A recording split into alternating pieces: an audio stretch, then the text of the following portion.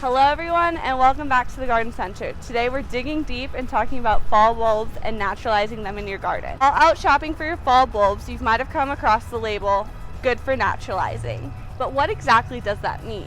Well, today we're going to find out. Naturalized plants are not native to the area, however they have a unique ability. They reseed, spread, and attract pollinators all at the same time. These plants are like perennials, but not quite the same, because perennials rarely set seed.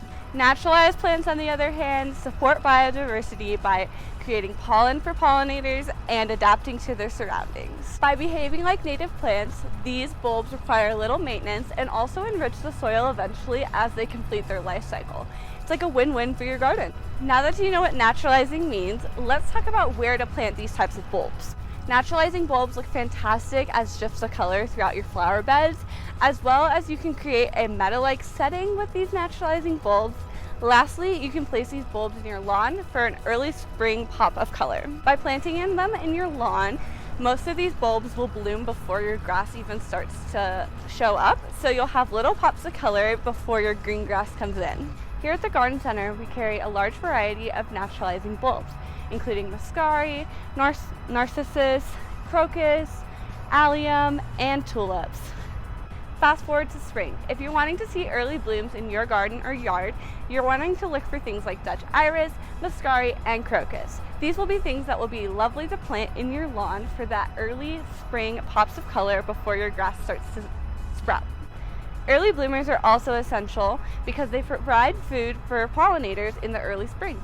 As for prolific growers like narcissus, they will show up in mid-spring. They are also super rapid growers and will multiply quickly, as well as being squirrel, deer, and rabbit resistant. Now, if you're wondering how to plant your fall bulbs, we have a step-by-step video that we'll link below so that you can watch that. You might be wondering, how is care different for these bulbs than regular bulbs?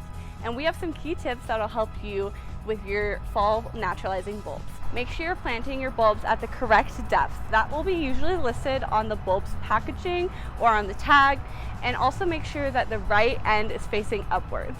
Boost your bulb's growth with a bulb fertilizer. We like this one from Espoma. That is a slow release fertilizer, and it'll help in the spring to give you vibrant, bright flowers. If you can, leave your bulb's foliage unpruned for as long as possible. This helps them collect energy. Keeping the foliage of your bulb can also help you keep track of where your bulbs are. So if you're adding other perennials or shrubs to that area, then you don't have to worry about accidentally digging them up.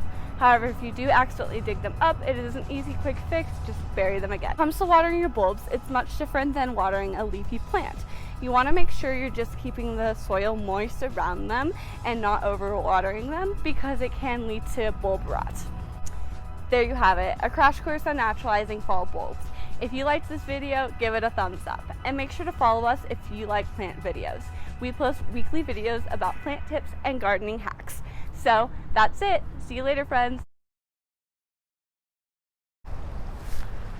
Action. As for prolific growers such as narcissus, that's not how you say it, narcissus. Okay. But can we look at these mums behind me though? Available at the Garden Center.